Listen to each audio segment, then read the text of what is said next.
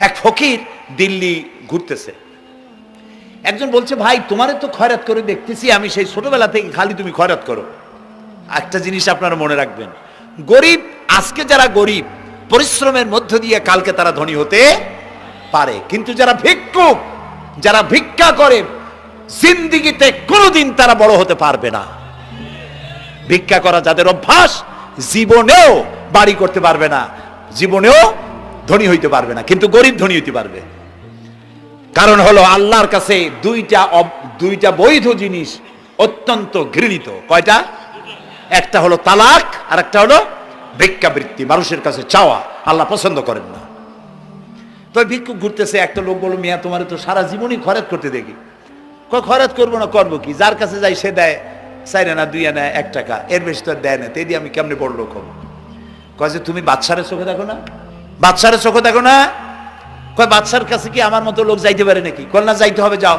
বাদশা একবার যাবা, এমন দেওয়া দেবে জীবনে আর তোমার খরচ করা লাগবে না। পাতি শিয়ালের পিছনে ঘুরে তো লাভ নাই, পাতি শিয়ালে খায় মুরগি, তোমার একটা ঠ্যাং দেবে, দাঁতের খেলালের কাজও হবে না। বাঘের পিছনে ঘোরো, বাঘে খায় গরু আর হরিণ, একটা রান দিলে তুমি 1 সপ্তাহ খাইতে পারবে।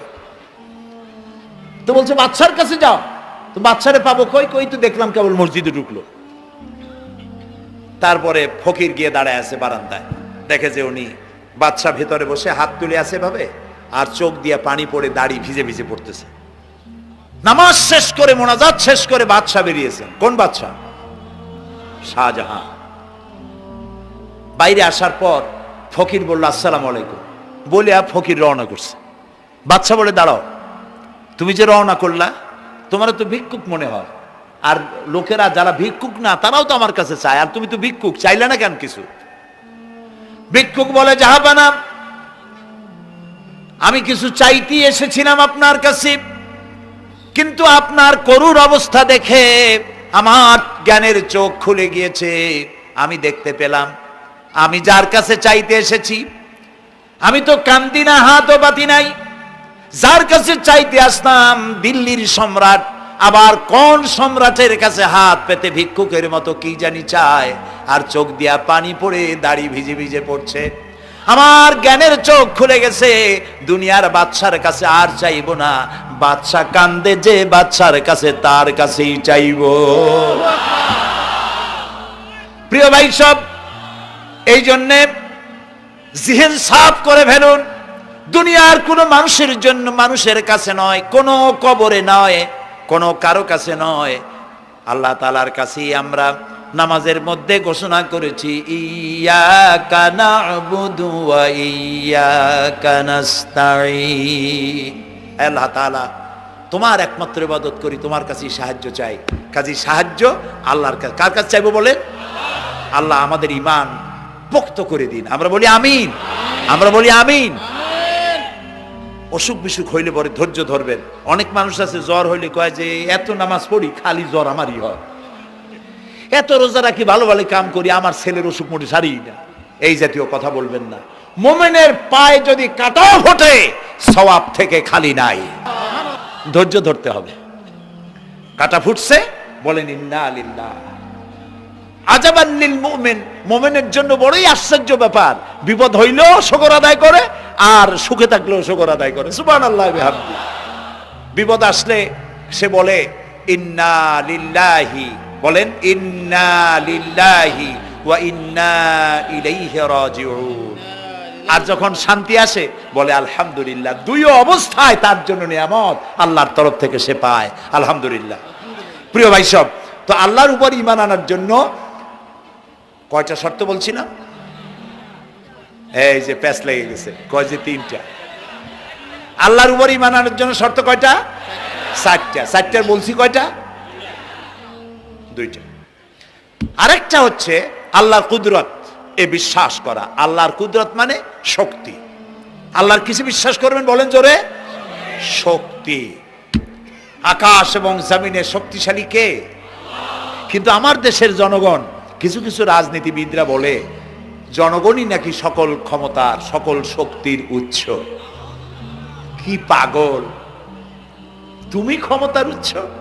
নাকের মধ্যে ময়লা, দাঁতে ছাতা, পেটের মধ্যে দুর্গন্ধ ভরা, ক্ষমতার উৎস। আশ্চর্য কথা, এই যে ক্ষমতার উৎস, হাজার হাজার লোক এখানে বসা, দুইটা ভাউয়া ব্যাংক যদি দুই কোণা দিয়ে ঢোকে, ভাউয়া ব্যাংক চেনেন? বিগ সাইজের ব্যাংক, দুইটা যদি দুই দিক দিয়ে ঢোকে লাফাইতে লাফাইতে, সামনে যারা আছে এমনি লাফাবে।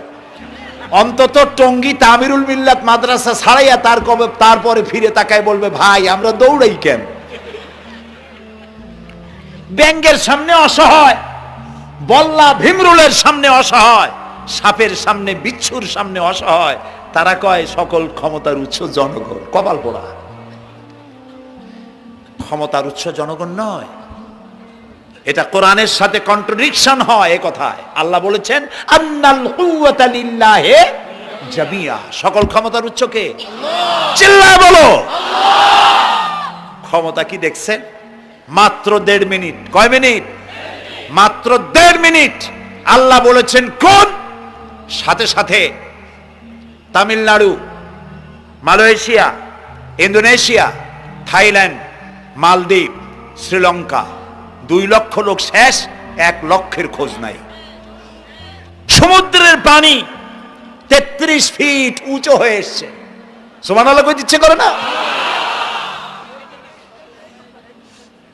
বিজ্ঞানীরা বলেছেন ভারত মহাসাগরের তলদেশে ফাটল ধরেছে, ওর কয়েক কিলোমিটার নিচে ভূমিকম্পের উৎপত্তি হয়েছে। ভারত মহাসাগরের পানি 3 হাত না 4 হাত, কত কিলোমিটার আল্লাহ জানে। এই কয়েক কিলোমিটার নিচে যে মাটি, সেই মাটিরও কয়েক কিলোমিটার নিচে ভূমিকম্পের উৎপত্তি। এখান থেকে ভূমির কম্পন হয়েছে, সেই ভূমিকম্পে সমস্ত মহাসাগরের মধ্যে, ভারত মহাসাগরের মধ্যে জলকম্পন শুরু হয়েছে। পানির কম্পন, মাটির কম্পন একসাথে 4 তলা পরিমাণ উঁচু হয়ে পানি চলে আসছে। বাড়ি গাড়ি সব কিছু খড় কুটার ন্যায় সব উড়িয়ে দিয়েছে। এগুলোরে কপাল পোড়া নাস্তিক যেগুলি, তারা বলে প্রাকৃতিক দুর্যোগ। ওর বাপের মাথা। আচ্ছা, প্রাকৃতিক দুর্যোগ, প্রকৃতি কি? কোন জন্তুর নাম? প্রকৃতি কোন জন্তু জানোয়ারের নাম? প্রকৃতি নিজে চলে না কেউ তাকে চালায়? কে চালায়? কপাল পোড়ারা তা বোঝে না। বিশ্ববিদ্যালয়ের শিক্ষক হয়েছে তো, আল্লাহ দিয়ে আসি কোথায়? তবে সব খারাপ না, ভালো আছে আলহামদুলিল্লাহ। কিছু আছে কপাল পোড়া, বিশেষ করে শান্তিনিকেতনে যারা পড়াশোনা করে আসে, সাহিত্য চর্চা করে, এই সাহিত্য চর্চা করতে করতে এক পর্যায়ে কপাল পুড়ে যায়, আল্লাহরে চিনতে পারে না। সব চেনে, আল্লাহরে চেনে না। আল্লাহ এখন চিনাইতেছে ভালো করিয়া। প্রিয় ভাই সব, কওমে আদ, কওমে সামুদ, এগুলিকে আল্লাহ তারা ধ্বংস করেছেন। কিয়ামতের আগে এই যে 7টা আকাশ, এই আকাশ সম্পর্কে অবিশ্বাসীরা তারা বলেছে আকাশ বলতে কিছুই নাই, এটা নাকি অনেক দূরে, তাই নীলা নীলে দেখা যায়।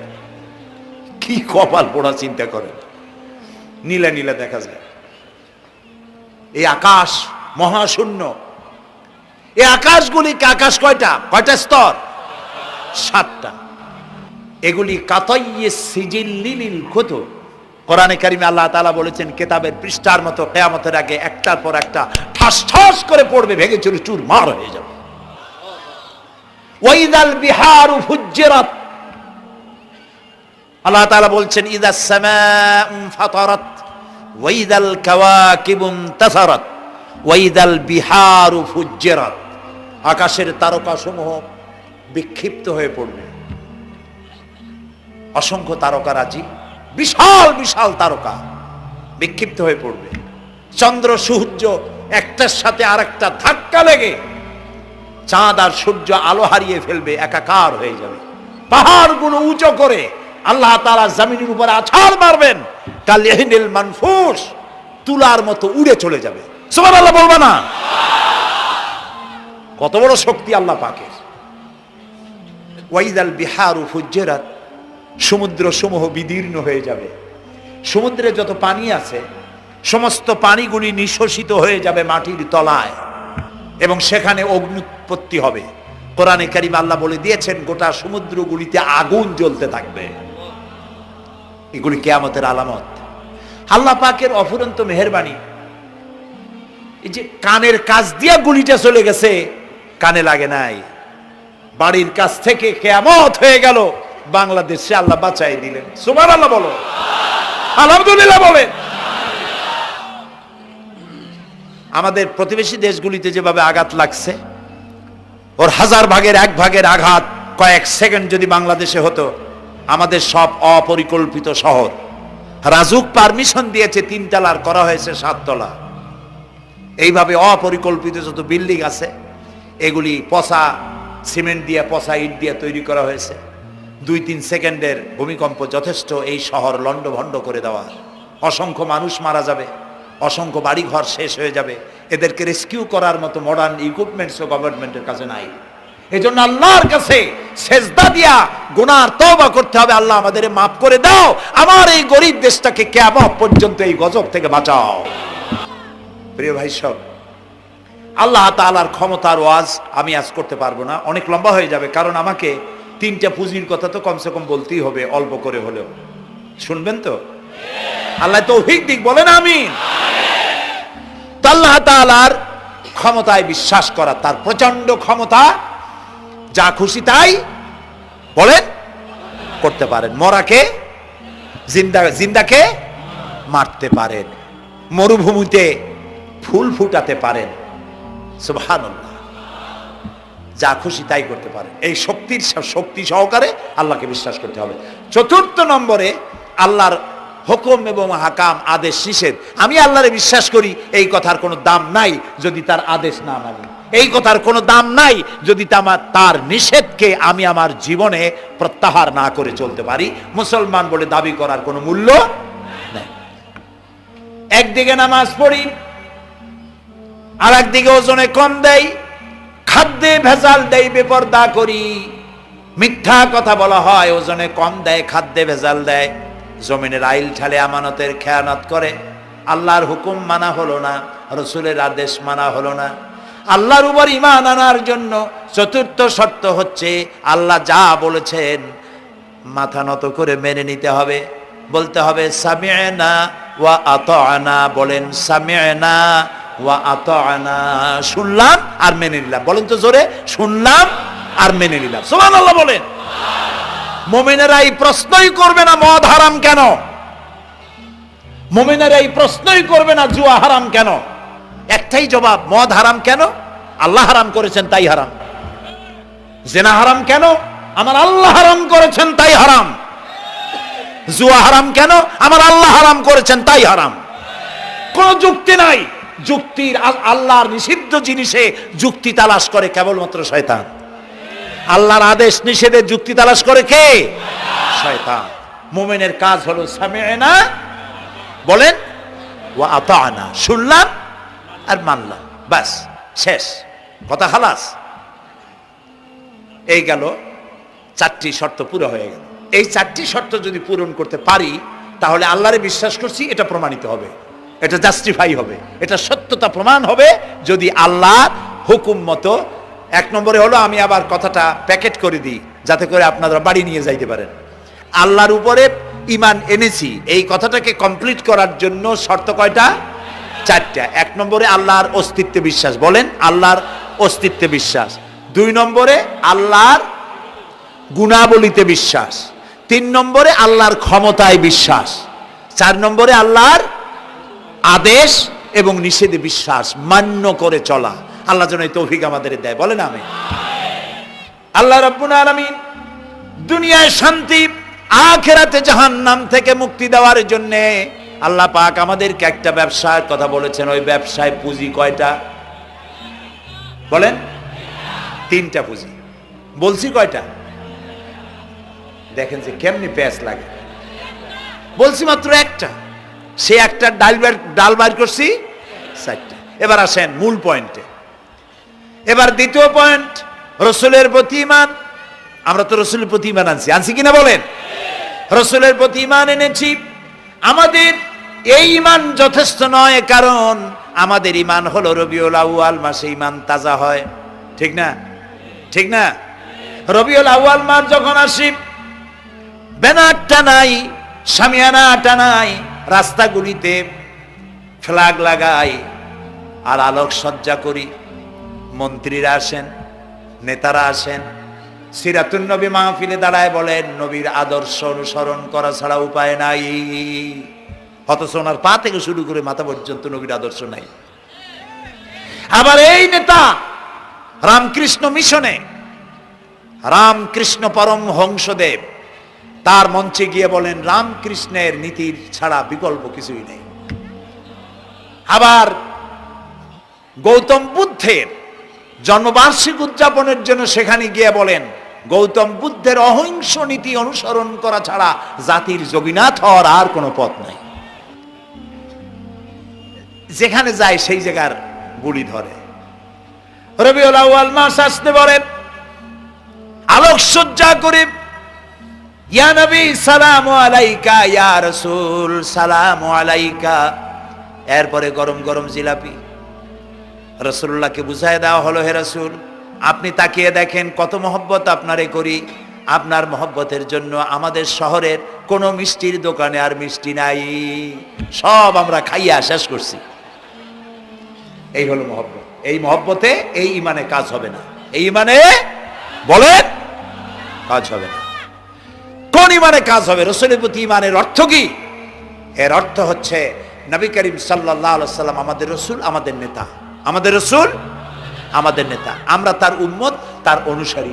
অনুসারীর কাজ কি? নেতার পূর্ণাঙ্গ অনুসরণ করণ। রাসূলুল্লাহর আনুগত্য করতে হবে, এটা কে বলেছেন? আল্লাহ রাব্বুল আলামিন সূরা আলে ইমরানের মধ্যে বলেছেন কুল ইন কুনতুম তুহিব্বুনাল্লাহ ফাত্তাবিউনি ইউহিব্বুকুমুল্লাহ ওয়া ইয়াগফির লাকুম যুনুবাকুম আল্লাহু গফুরুর রহিম। হে নবী আপনি বলুন, তোমরা যদি আল্লাহকে ভালোবাসো তাহলে তোমার কাজ হচ্ছে, তোমরা যদি আল্লাহকে ভালোবাসো তাহলে তোমরা আমার আনুগত্য করো, আমার অনুসরণ করো। কার? রাসূলের। বলেন কার? রাসূলের অনুসরণ যদি তোমরা করো, খেয়াল করে শুনতেছেন তো? আল্লাহ তাআলা বলছেন নবী আপনি বলেন তোমরা যদি আল্লাহকে ভালোবাসো, তোমাদের এই দাবি যদি সত্য হয় তাহলে আমার অনুসরণ করো, আমার আনুগত্য করো।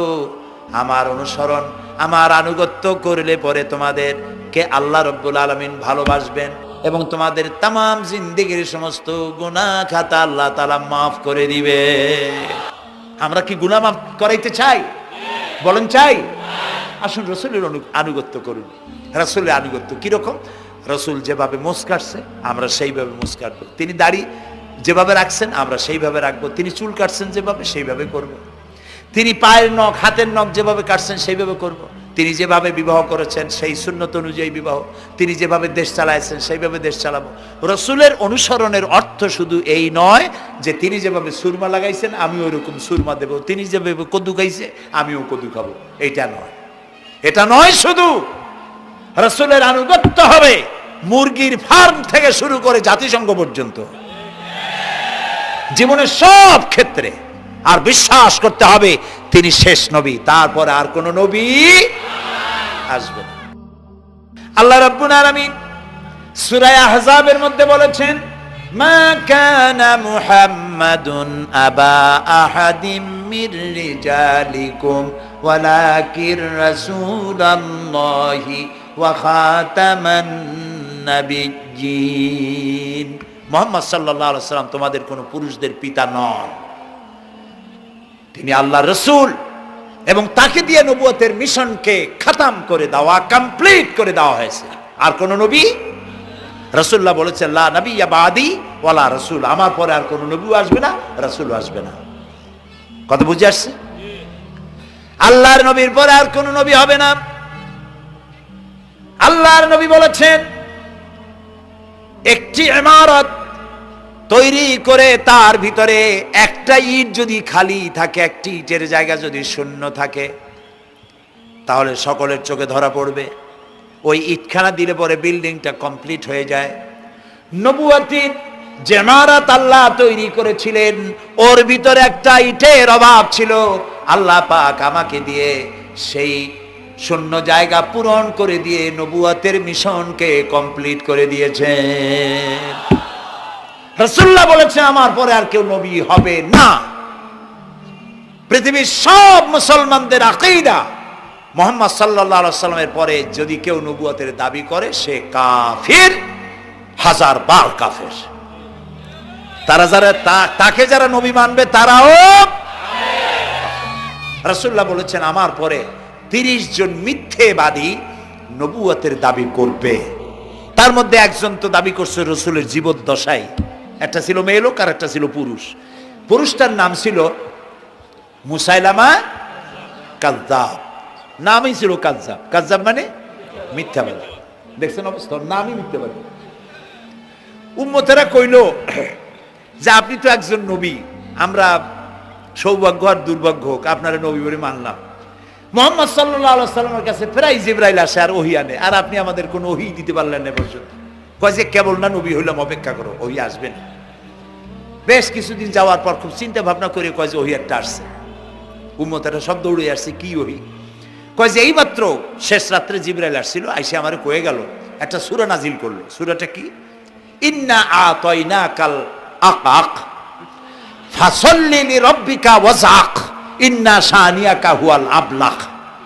উম্মতেরা কয় সর্বনাশ, এই সূরা পড়তে গেলে তো আমরা কাইসা মরে যাব। এর অর্থ তো খুব বিকায়দা। এ কি সূরা নাজিল হইল আপনার উপরে? ইন্না আতাইনাকাল আকাক মানে আমি তোমাকে হুতুম পেশা দান করেছি, সুতরাং তুমি তোমার প্রভুর উদ্দেশ্যে নামাজ পড়ো আর চিৎকার মারো, কারণ তোমার শত্রুরা সাদা এবং কালো বর্ণের। আমরা তো আগামাথা কিছু বুঝলাম না, কি ওই? আচ্ছা ঠিক আছে, পয়গম্বর মুহাম্মদ সাল্লাল্লাহু আলাইহি সাল্লামকে তার উম্মতেরা নিয়ে যায় তাদের বাগানে, মাঝে মধ্যে নিয়ে যায়। নিলে পরে যে কুয়ায় পানি থাকে না, শূন্য কুয়া পানিতে ভরে যায়। যে গাছতলা দিয়ে তিনি হেঁটে যান, যে খেজুর গাছে খেজুর নাই সেই গাছতলা দিয়ে রাসূল হেঁটে গেলেন, গাছে ফল ধরে যায়। আপনি তো এরকম কিছু দেখাইতে পারেন না। তোমরা তো আমার নেও না, চলো না যাই। নিয়ে গেছে, যাইয়া দেখে যে কুয়ার পাড় দিয়ে যায়, যে কুয়ায় পানি থাকে তা থাকে না, শুকায় যায়। যে গাছতলায় দিয়ে যায় ওই গাছে খোরমা থাকলে সাথে সাথে খরমা ঝরে যায়। উম্মতের কয় কি একটা কপাল পড়ো নবী পাইলাম বাকি। আল্লাহ তারে শেষ করছে দুনিয়া থেকে, জাহান্নামে চলে গেছে। সেই মহিলাটাও গেছে, সেও গেছে। রাসূলুল্লাহ বলেছেন এইরকম 30 জন মিথ্যাবাদী নবুয়তের দাবি করবে কিয়ামতের আগ পর্যন্ত। গোলাম আহমদ কাদিয়ানী, এ হলো ইতিহাসে আমরা যদ্য পাই তার পর্যন্ত 28 জন হয়েছে। মুহাম্মদ সাল্লাল্লাহু আলাইহি সাল্লামের ইন্তেকালের পর ওকে নিয়ে হয়েছে 28 জন। কয়জন হইল? বাকি আছে কয়জন? তাই বলে কিয়ামত যে এই 2 জন হইলি আগামী বছর বা 5-6 বছরের মধ্যে কিয়ামত হবে ওইটা চিন্তা করেন না। এই পৃথিবীতে একটা লোক আল্লাহ শব্দ উচ্চারণ করার যদি থাকে কিয়ামত সে পর্যন্ত হবে না। সুতরাং বহুত দেরি আছে কিয়ামতে। তবে ওর মতো আরো শয়তান 2 জন আসবে। গোলাম আহমদ কাদিয়ানী বলল আমি পয়গম্বর, আমি নবী, আমার উপরে ওহী আসে। তো তার সঙ্গে ওই যুগের বড় আলেম মাওলানা আতাউল্লাহ শাহ বুখারী রহমতুল্লাহ আলাইহি তিনি বললেন, আচ্ছা তুমি যে নবুয়তের দাবি করো এই শক্তি তুমি পাও কই? কয় যে আমার শক্তি তো কোরআন, কোরআনের মধ্যেই আছে আমার কথা। কোথায়? কয় সূরা সফের মধ্যে আছে, ইয়াতি মিন বাদি ইসমুহু আহমদ। ঈসা আলাইহিস সালাম আমার ব্যাপারে ফোরকাস্ট করেছেন, ভবিষ্যৎবাণী দিয়েছেন যে আমার পরে একজন আসবে তার নাম হবে আহমদ, আমি তো সেই আহমদ। মাওলানা বুখারী বলছেন বেকুব, ঈসা আলাইহিস সালাম যার কথা বলেছেন তার নাম, ঈসা আলাইহিস সালাম যার কথা বলেছেন তার নাম হলো ফকাত আহমদ, আর তোমার নাম হলো গোলাম আহমদ। তাহলে এতে করে বোঝা যায় ঈসা আলাইহিস সালাম যার কথা বলেছেন তুমি সেই আহমদের গোলাম, তো তুমি নবুয়তের দাবি করো কেন?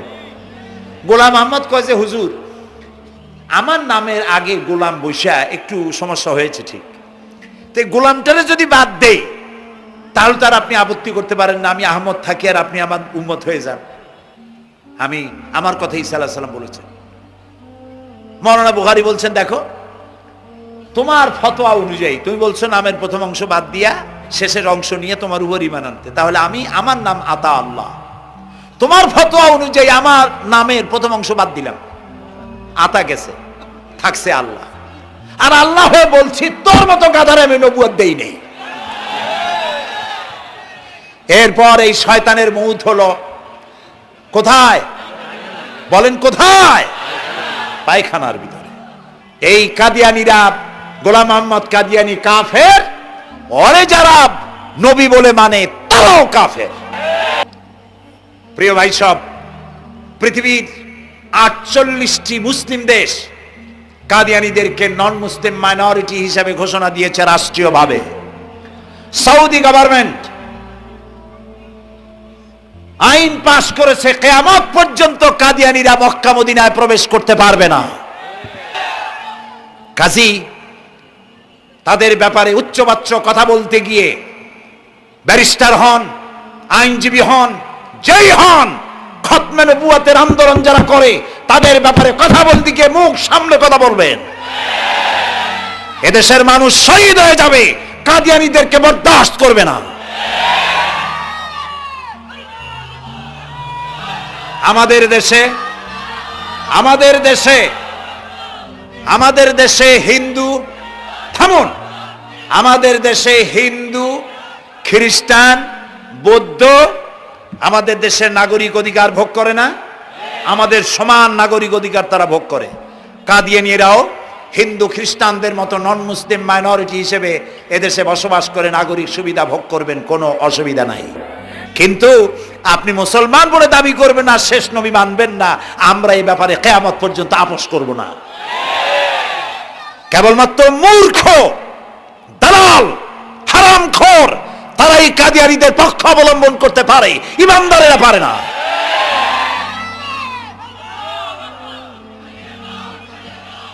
কাদিয়ানীরা যে সব মসজিদ তৈরি করে, এগুলি মসজিদ নয়, এগুলি উপাসনালয়। হিন্দুদের মন্দিরকে যেভাবে আমরা সম্মান করি, ওদের উপাসনালয়কেও সম্মান করি। কিন্তু কাদিয়ানীরা যতদিন মুসলমান নামের পরিচয় দিতে থাকবেন, আমরা আমাদের অধিকার আদায়ের জন্য সুশৃঙ্খল ভাবে গণতান্ত্রিক পদ্ধতিতে আমরা এই অধিকার আদায়ের চেষ্টা করব। খতম নবুয়তের আন্দোলন কোনো রাজনৈতিক আন্দোলন নয়, এটি আমাদের ইমানের আন্দোলন। যারা আন্দোলন করতেছেন তারা আমাদের ফরজে কিফায়ার দায়িত্ব পালন করছেন। প্রিয় ভাই সব, রাসূলের প্রতি ঈমান আনতে হলে এরকম ঈমান আনতে হবে, তারপরে আর কোন নবী আসবে না। তারপরে কথা হলো তাকে অনুসরণ করতে হবে পায়ের নখকাটা থেকে শুরু করে মাথার চুল পর্যন্ত, জীবনের সব ক্ষেত্রে রাসূলের অনুসরণ করতে হবে। তিনি সেনাপতি ছিলেন, শ্রমিক ছিলেন, পিতা ছিলেন, নানা ছিলেন, স্বামী ছিলেন, ঠিক না? তিনি রাষ্ট্রপ্রধানও ছিলেন। প্রিয় ভাই সব, এই যে আল্লাহ রাব্বুল আলামিন মুসলমানদেরকে পৃথিবীর মধ্যে সবথেকে বেশি শান্তি প্রিয় করেছেন, কোন আলহামদুলিল্লাহ। তোমরা আমার মক্কা যাইয়া দেখো, মক্কা মদিনায় যাইয়া দেখো, আমাদের কও সন্ত্রাসী। মক্কা মদিনায় লক্ষ লক্ষ মানুষ এই যে সব চলে গেছে, এখন কোথায় গেছে? সারা পৃথিবী থেকে মানুষের এখন ছুটছে পৌঁছে গেছে, আর পথে আছে, প্লেনে আছে, নদীতে আছে, গাড়িতে আছে। সুবহানাল্লাহ, লক্ষ লক্ষ মানুষ চলে গেছে, সবার একই ড্রেস, একই গন্তব্য, একই স্লোগান, লাব্বাইক আল্লাহুম্মা লাব্বাইক।